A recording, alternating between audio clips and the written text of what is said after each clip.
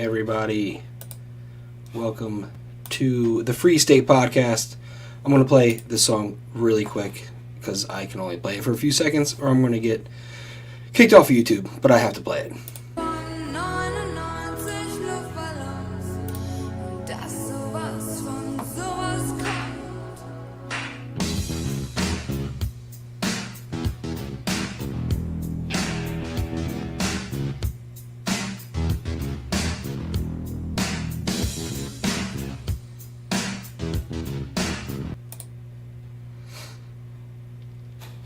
Okay, enough of that. I had to play it. It was a white balloon, but from a red country, so 99 red balloons seemed like the perfect song to play. Got a lot to go over. I promised everybody that I would show you my video of my interview with RT in Espanol, so I'm going to start with that. I don't think I'll get in trouble for playing it. I don't know. It's me, so hopefully not, but it is them. They're broadcasters. So if I get kicked off of YouTube for this, then, between 99 left balloons and this, then it should be interesting. So let me pull that up. I'm going to play my little segment real quick.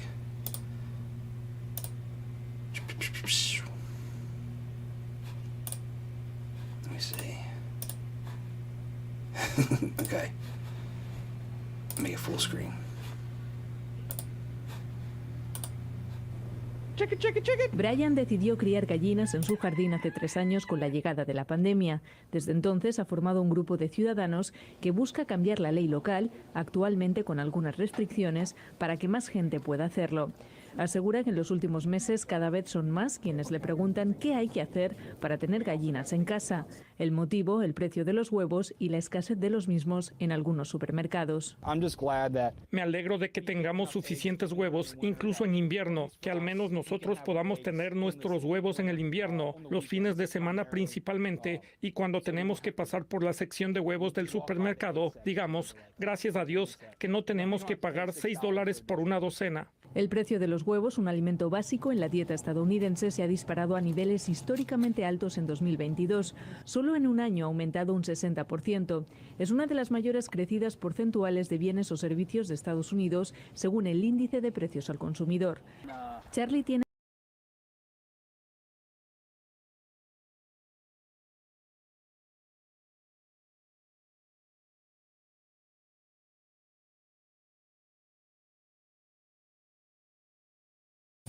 I was muted. But yeah, that was it. I hope you all got a chuckle out of that. Never thought I'd be dubbed in Spanish, but here we are.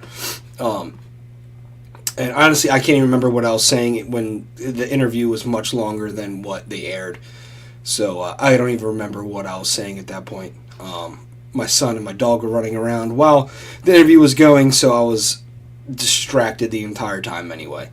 But yeah, you got to see some of my chickens. Got to see the mess in my backyard that is in the winter. So let's get right into the serious stuff. Big news today. It's been all over the place. Everybody's talking about it, and it's Baltimore County's plastic bag ban. This is a bill, and I have the bill. It's going to be all in the show notes, as always. It's called the Bring Your Own Bag Act. I read through the entire bill. I mean, it's not that long. It's 6 pages. And pretty much what it is, as it's written here, is saying that plastic bags are going to essentially be illegal. Any store that gets caught giving them out to customers will be fined $500 per infraction. An infraction is 1 or more bags given out at a single point of sale system.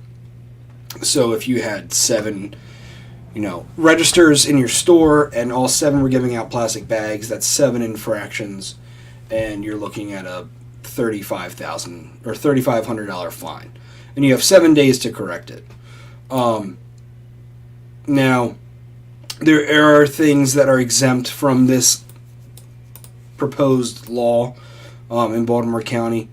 The first ones being what is being the plastic bags being used for. So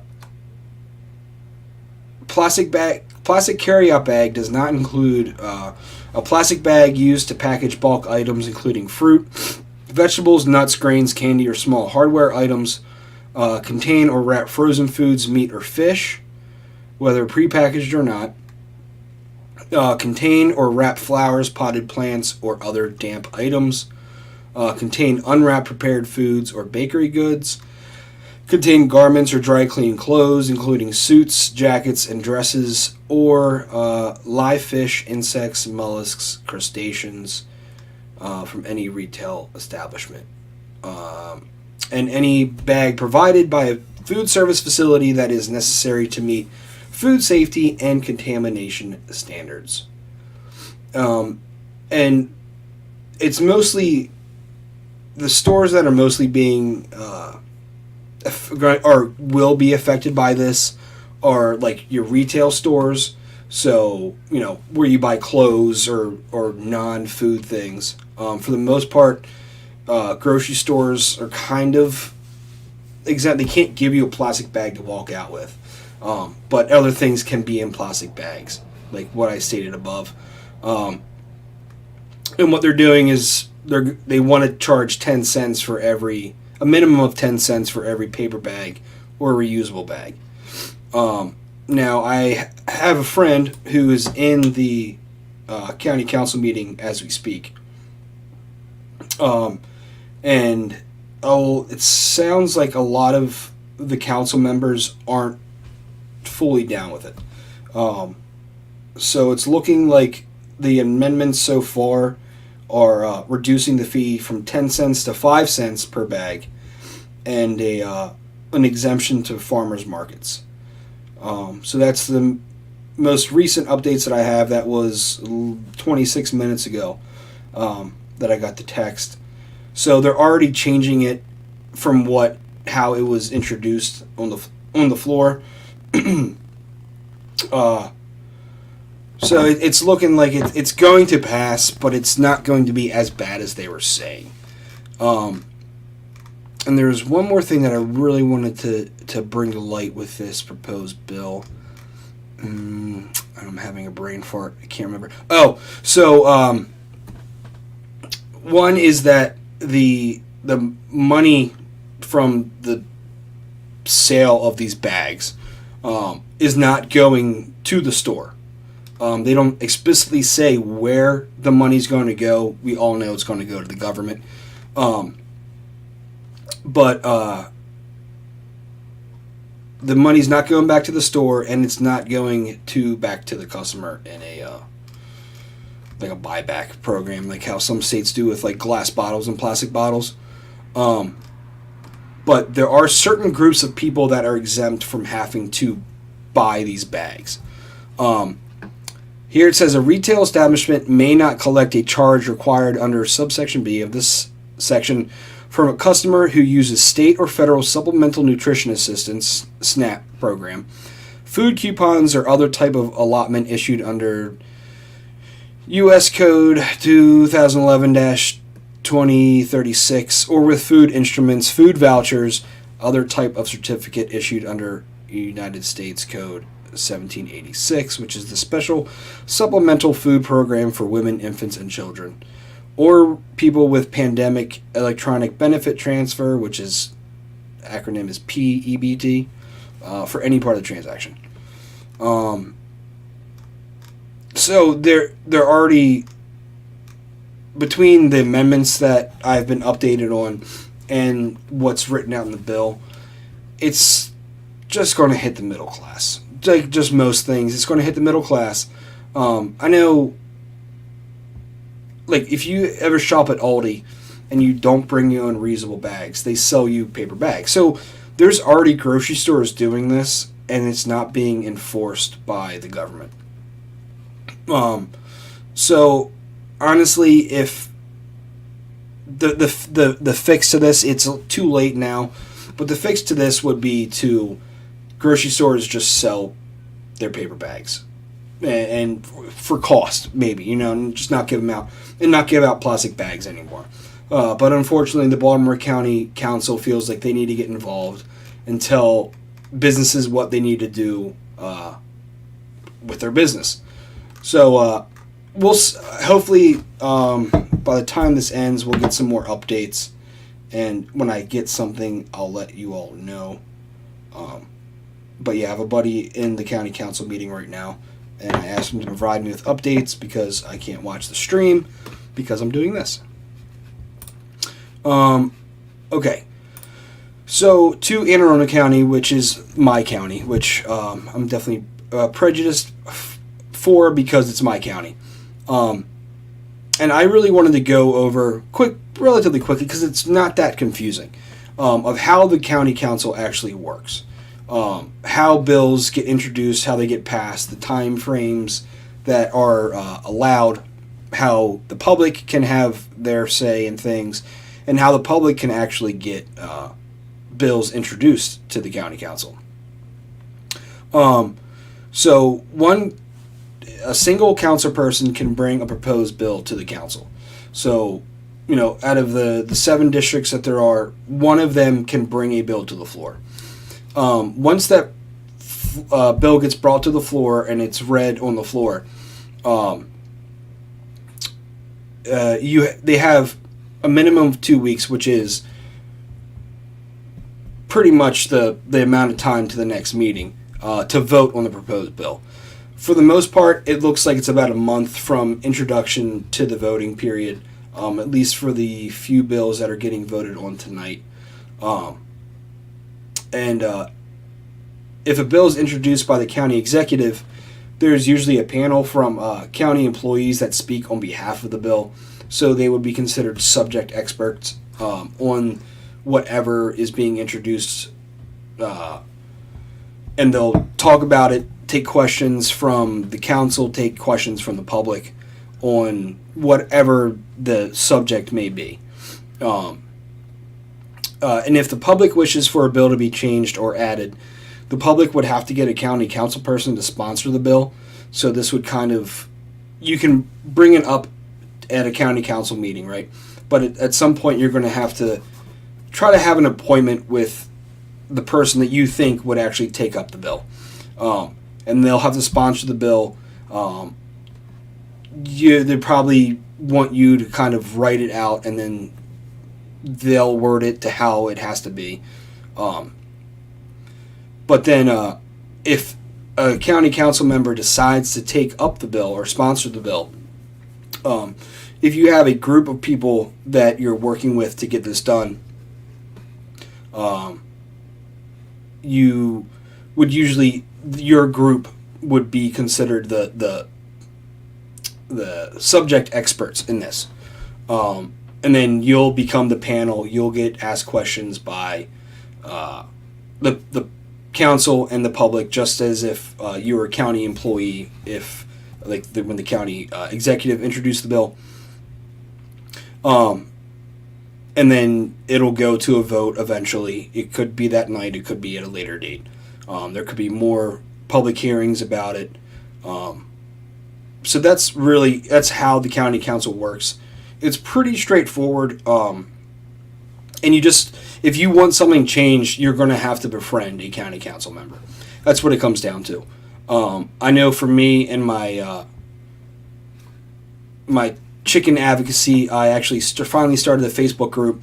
I'll add that in the show notes. If you're in Anne Arundel County and you believe in chicken owners' rights, please join the coalition. It's called the Anne Arundel County Backyard Chicken Coalition. It's a group on Facebook. It's not like a 501c3 or anything. I'm not going to try to do that if I don't have to. I'm trying to avoid all that mess because you need a chairman, you need a treasurer, you need a secretary, you have to have a bank account, you have to do all this stuff. I just want a group of people that are passionate about this and kind of speak semi-regularly to the county council and be willing to be on a panel if it comes to that. Because when it comes to chicken owning, it's a zoning issue, not like a agricultural issue or a health issue. So it's in that realm of like a boring kind of thing because it is a zoning issue. So I'm going to need a good group of people that are just hardcore about this, can put their nose to the grindstone and bust this out. If it's just me, then it's just me. But please, if you're in Anne Arundel County and you believe in chickens owners' rights, then join the Anne Arundel County Backyard Chicken Coalition. It's AACO, Backyard Chicken Coalition. It's a group. It's a public group. You don't need to answer any questions or anything to join. Just join it. And you actually see a picture of one of my chicks, Flower. She still is just as grumpy as she looks in the picture. The Anne Arundel County Council is actually meeting tonight as well.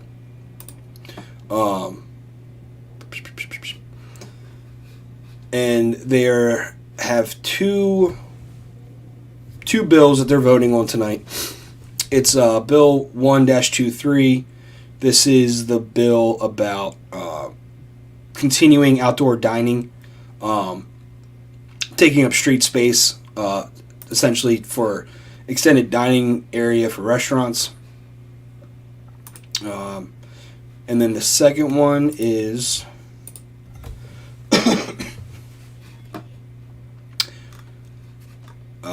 Bill 2-23, and this is for a little tiny chunk of property. It's 0.058 acres on the north side of Overley Drive in Severna Park that the county owns, and they want to give it to Chessie Homes LLC, which I had to guess is probably just a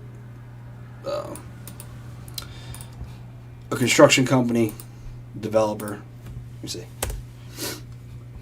Chessie Homes, yeah, real estate developer. So this real estate developer wants to buy a little slice of land from the county, probably to fit one more house in there. So those are the two bills being voted on tonight,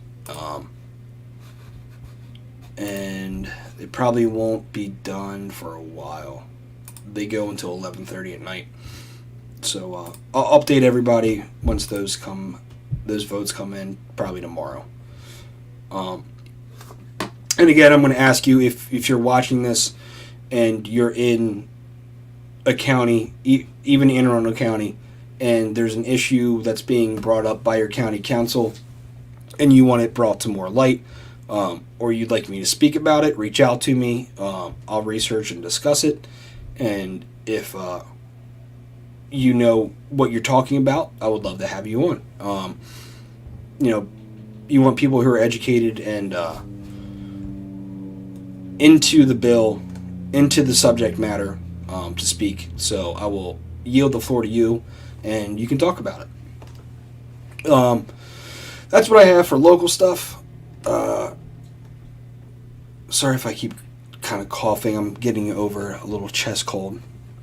Okay, so let's move on to some state things that have come to light these past couple of days.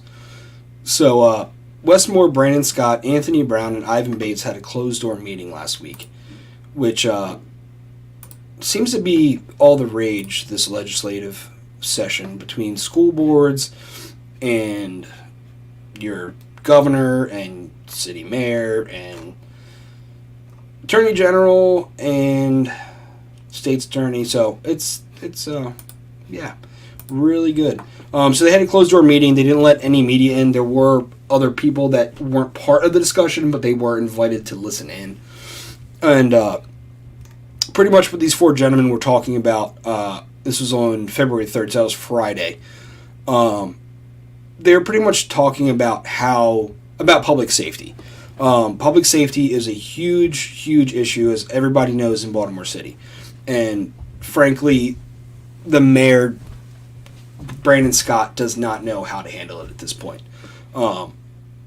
He's tried intervening with those groups that conflict resolution groups and things like that, and it doesn't seem to be helping a whole lot. He will give you examples of when it has stopped violence, but it hasn't helped at all. We actually had our fourth juvenile murdered last night in Baltimore City, 16-year-old. So I have this article from afro.com. Every article I looked at pretty much were saying the same things. And it was the first time that the leaders convened as a group to connect desperate law enforcement agencies and justice system components with the goal of improving public safety outcome for city residents. So this is really just focused on Baltimore City, which there's crime elsewhere throughout the state, but it's really bad in the city, as we all know.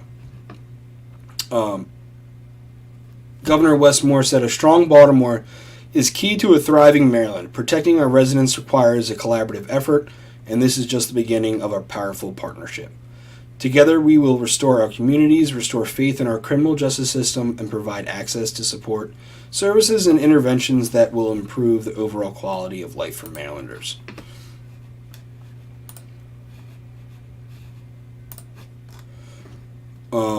They pretty much discuss what their roles are in the criminal justice system, the kind of interventions that need to take place, the importance of constitutional enforcement, which is that was a nice line to read, that they're at least saying they're going to follow the Constitution.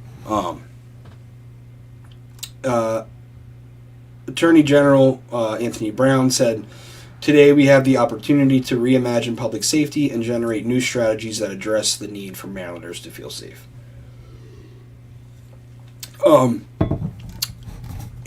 Mayor Scott again says later in the article that, they can't police their way and convict their way to a safer Baltimore. They need community intervention, but they still don't know how that's going to work. The squeegee program that they set up a couple months ago isn't working, so everything that they try just is an utter failure. So hopefully between these four gentlemen, they can get crime down in Baltimore, but honestly, I don't think any of that's going to happen until we take a good hard look at the war on drugs, disproportionately affecting black males still to this day.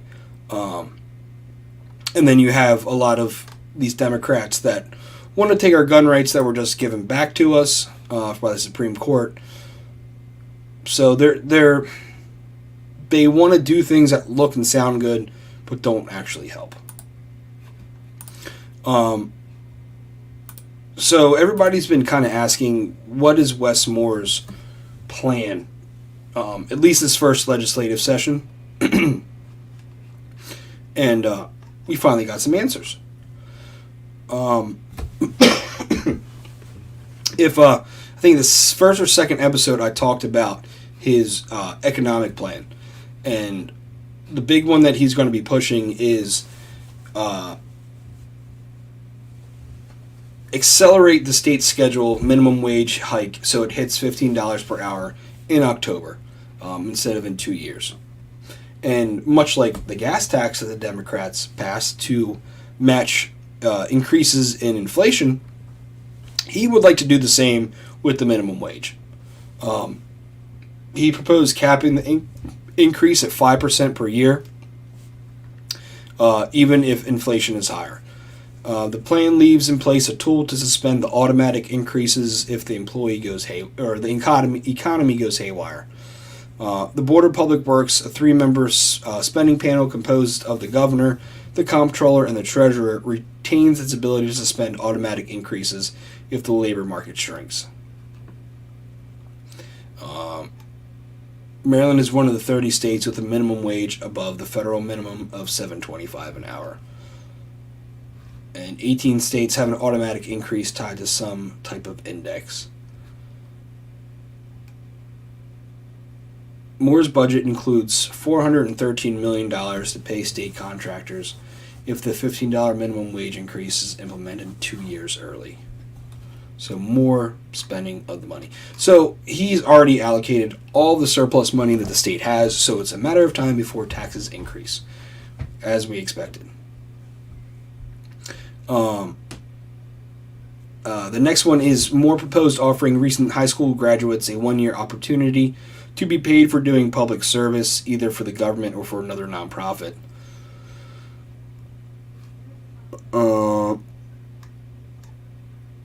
His legislation would create a state agency to administer the program and broadly lays out how it would work. Young people would work about 30 hours a week in a job focused on climate, education, or health, earning $15 an hour and receiving a $3,000 stipend for completing the program, which would include a mentor who does career coaching and teaches financial literacy. Moore proposes to start with 200 participants in the first year and have 2,000 by the fourth. Cost $18 million. Extended cash payments to the working poor. A UBI. Yeah, Moore wants to implement a UBI.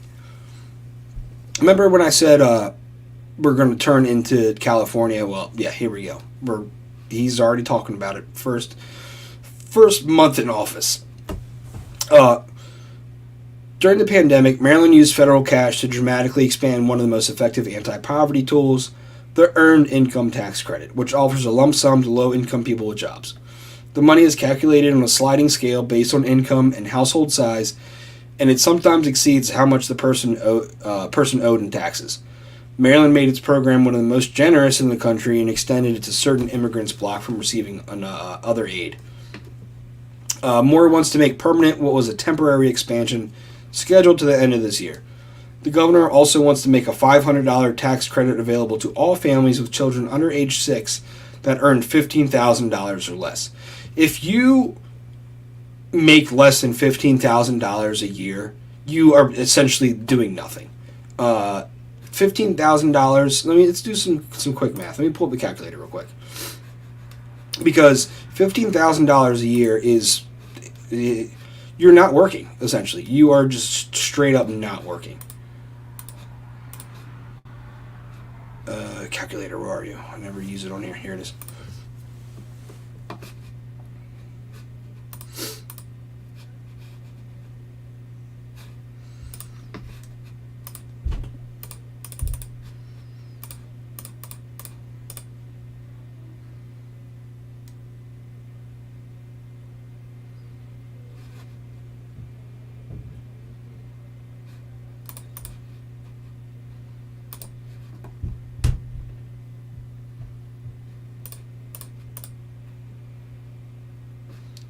You're bringing in $1,230 a month.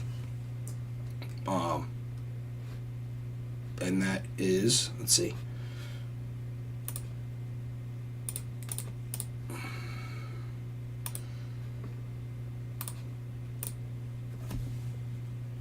I don't understand how that's possible. If you go to work every day, you can't make less than $22,000, because at $15,000 a year, if you worked 5 days a week, 8 hours a day, you're making $5.12 an hour, which is lower than the current minimum wage of $7.25.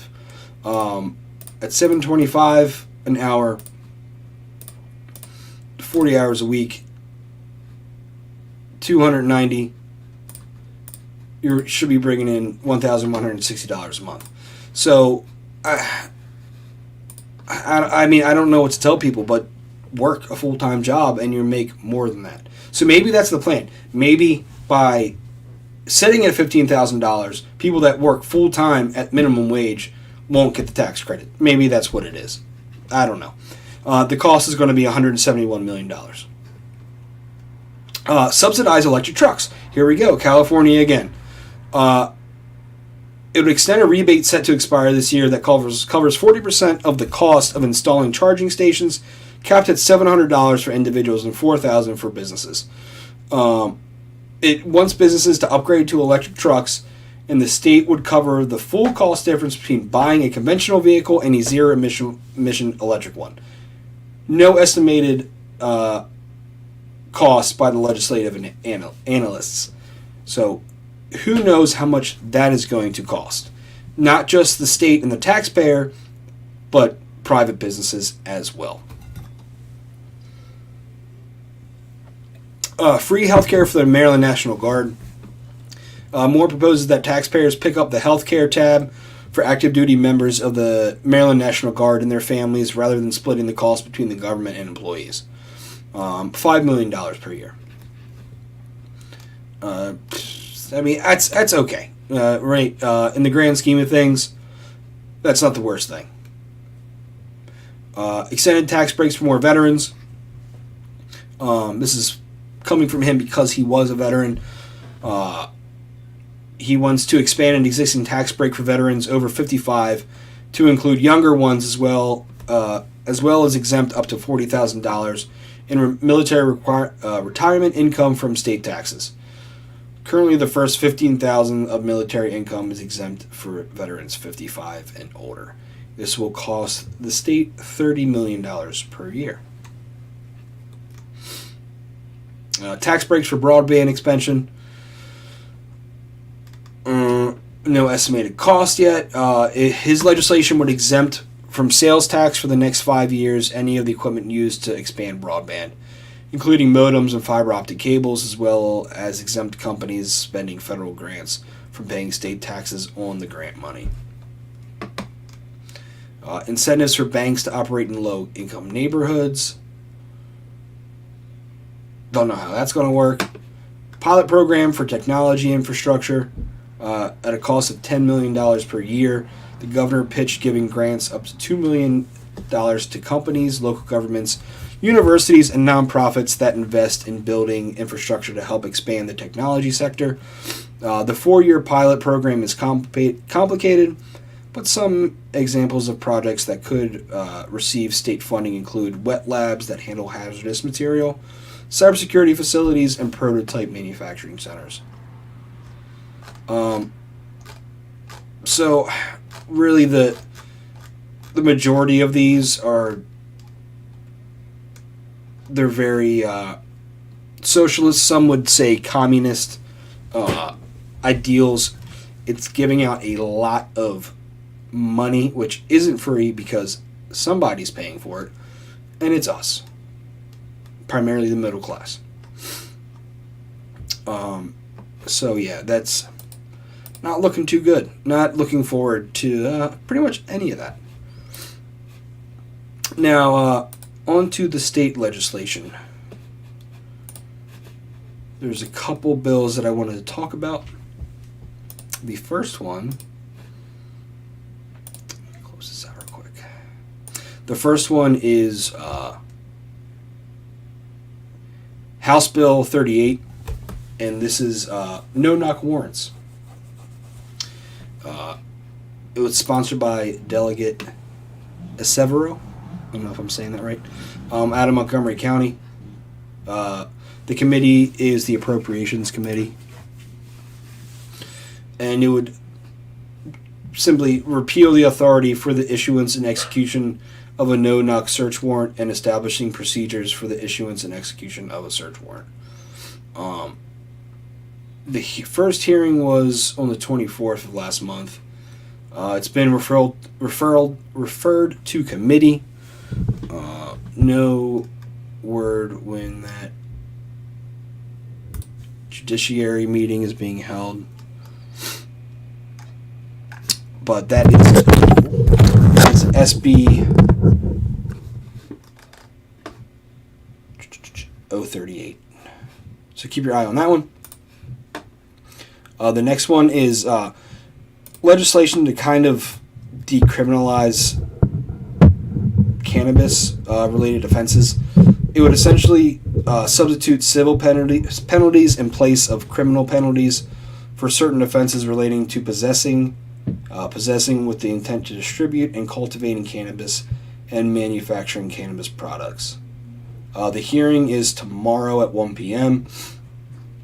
And this is what committee is this? I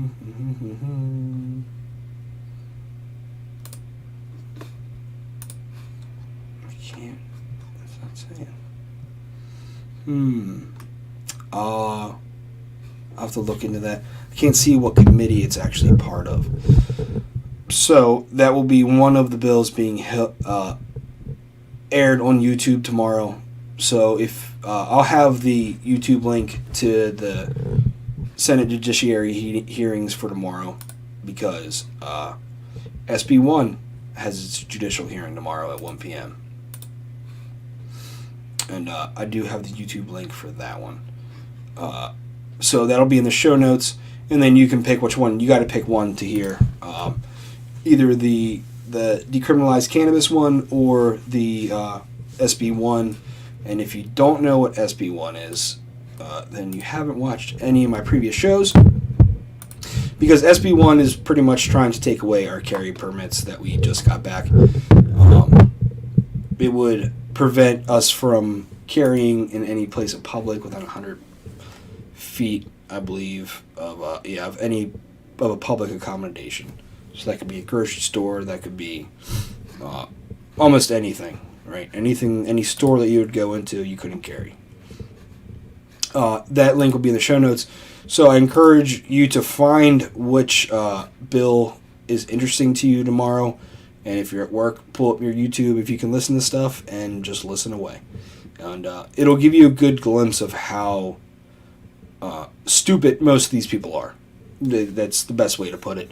A lot of them are really stupid. They don't ask the right questions, and you wonder how they got elected in the first place. So that kind of takes up the state portion of the show tonight. There's so much more. I mean, I can't get into everything every night, or my show would be 5 or 6 hours long. So we have had some national and international news that's noteworthy. I played 99 Left Balloons, not because I love that song. I do like the song. But as most of you know, and if you don't know, then you probably haven't had any... you've been living under a rock for the past few days. But we had that Chinese balloon just float on by pretty much over the entire continental United States. And Biden eventually, or the Pentagon eventually shot it down once it got off the coast. They do plan on recovering the remains of the balloon and studying it to see what it actually was doing. They are saying as of right now that it was a spy balloon, and apparently they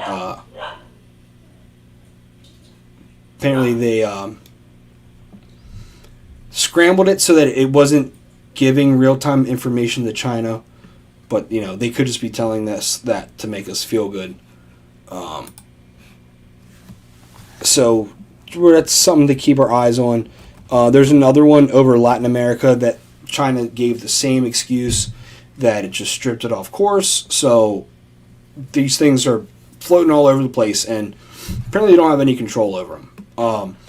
They did say that there was a small amount of explosives on the balloon to essentially down the balloon once its mission was done. I'm guessing. Could it be nefarious? Could it really truly be a weather balloon that drifted off course? It seems to be that remains to be seen. But China is upset that we shot it down. So China was already kind of, we have a weird tension with China, and now it's just gotten worse. Even just a little bit, but a little bit means a lot with our relationship with China. Another big bit of news that just happened today, Turkey was hit with horrible earthquakes. They're saying the death toll is now up to 3,800 in Turkey and Syria. This was updated 23 minutes ago. The U.S. did send 2 teams of urban recovery teams to help in the process of recovering the dead and trying to find any survivors. If you've seen any videos, it's pretty horrific. The amount of devastation caused from these earthquakes. I don't think it's anything that I've seen in my life. I mean, these buildings just crumbled. So my thoughts are out with the people of Turkey and Syria. It's 3,800 people. That's a lot of people. And as far as national and international news goes, that's all I feel like talking about tonight, honestly. The balloon it's funny, but it's also a little bit scary that our government seemed like they didn't care. So, and hopefully China wasn't just testing us, and hopefully they don't act further. One more bit of something that is definitely worth talking about is the Rage Against the War rally. If you haven't been following them on Twitter or Facebook or keeping up with them, checking the website, we have quite the added speaker to the list. Dr. Ron Paul will be speaking in D.C. in a couple weeks at the Rage Against the War Machine rally. He originally was going to just do a video, but now he's coming in person, which is amazing. We've also added Tulsi Gabbard. She's a bit of a flip-flopper to me, but I'm going to give her the benefit of the doubt. If she doesn't flip back to being, a war hawk like she has been in the past, then, I'll give credit where credit's due. So we'll see that. We've added Jill Stein of the Green Party. The Green Party is officially signed on. They took a vote, I believe, yesterday or today, and it barely squeaked by their executive board, but they're joining us. So this is really turning into a big, big deal. So if you can make it, please, please, please come out, because there hasn't been an anti-war movement like this or a rally like this in a really, really long time. So please come out. Please support it. If you can't come out, minimum donation is $5 because we were getting a bunch of $1 donations from some trolls. So we had to change it to $5. But we have hotel room blocked out. We 2 hotels, I believe. One of them being the Watergate Hotel, which we did on purpose. It's funny. And if you need a ride, a bus ride, let me see where it is.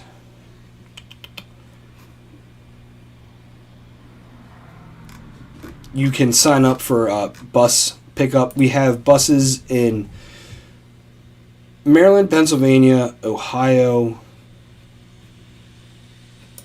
and I think Virginia. Let me see. Yep. Request transportation, and you if you need transportation, you sign up just so the bus companies know how many people they're picking up at each site. And there's a nice map, and it tells you. Here, I'll share it, and it tells you where the pickups actually are.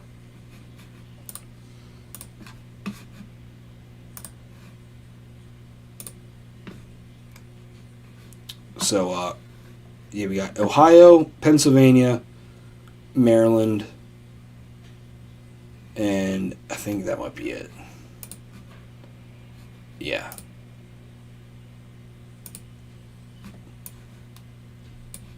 So, go ahead to the website. Get on the bus. Get there. Get a hotel room if you have to. Have fun. Make some friends. Network. Listen to some great speakers. If you don't like a speaker, don't listen to them. But there's too many good speakers there to not come just because you don't like a single person. So that is all I have for tonight.